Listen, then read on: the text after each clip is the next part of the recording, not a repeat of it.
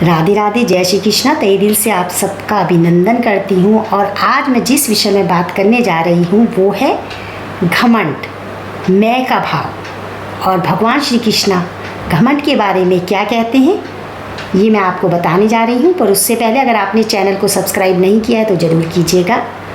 राधे राधे राधे। भगवद गीता में भगवान श्री कृष्णा कहते हैं, राक्षसी स्वभाव के लोग इस संसार में दूसरों को पीड़ा पहुंचाने के लिए ही जन्म लेते हैं और विनाश का कारण बनते हैं। उनमें अभिमान, अहंकार, क्रोध, कठोरता और अज्ञानता जैसे बहुत गुण होते हैं। ना तो उनमें स्वच्छता होती है, ना ही उचित व्यवहार और ना ही सत्य। जब व्यक्ति कहने लगता है ये मैंने किया है, मेरी वजह से, मेरे बच्चे, मेरा सब कुछ, तो भगवान कृष्णा मुस्कुराते हैं और कहते हैं, अज्ञानता में मनुष्य को पता ही नहीं कि उसने स्वयं के लिए कितना बड़ा दुख पाल लिया है। वो स्वयं ही अपने सभी दुखों का कारण बन चुका है और उसका मूल कारण है अहंकार। पौराणिक कथाओं के अनुसार भगवान कृष्ण की 16,108 पत्नियां थीं, जिनमें से श्री कृष्ण की दूसरी पत्नी का नाम सत्यभामा था। सत्यभामा बेहद घमंडी थी, लेकिन भगवान श्री कृष्ण ने अपनी पत्नी का घमंड चूर कर दिया था। सत्यभामा का मानना था कि वो सबसे सुंदर, अमीर है, क्योंकि उनके पिता बहुत धनी थे।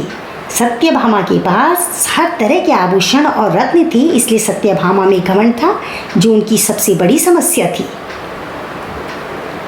एक बार श्री कृष्ण के जन्मदिन पर सत्यभामा ने सोचा कि वो सबको दिखाएगी कि वो श्री कृष्ण से कितना प्रेम करती है। तो उसने तय किया कि वो श्री कृष्ण के वजन जितना सोना शहर के लोगों में बांटेगी, जिसे तुलाभार प्रथा के नाम से जाना जाता है। दरअसल यह प्रथा उस समय मंदिरों में होती थी। सत्यभामा ने तुलाभार की व्यवस्था की। लोग बहुत प्रभावित थे, पर भगवान श्री कृष्ण पर इसका कोई असर नहीं हुआ। वे जाकर तराजू की एक तरफ बैठ गए। सत्यभामा जानती थी कि उनका वजन लगभग कितना है और उसने उतना सोना तैयार कर रखा था। पर जब उसने सोना दूसरे पलड़े पर रखा तो श्री कृष्ण का कांटा थोड़ा भी नहीं हिला। यही कुछ तब भी हुआ था जब श्री कृष्ण एक बच्चे थे और एक राक्षस आकर उन्हें ले जाने लगा था। तब श्री कृष्ण ने अपना वजन इतना बढ़ा लिया था कि राक्षस वहीं गिर पड़ा था और भगवान ने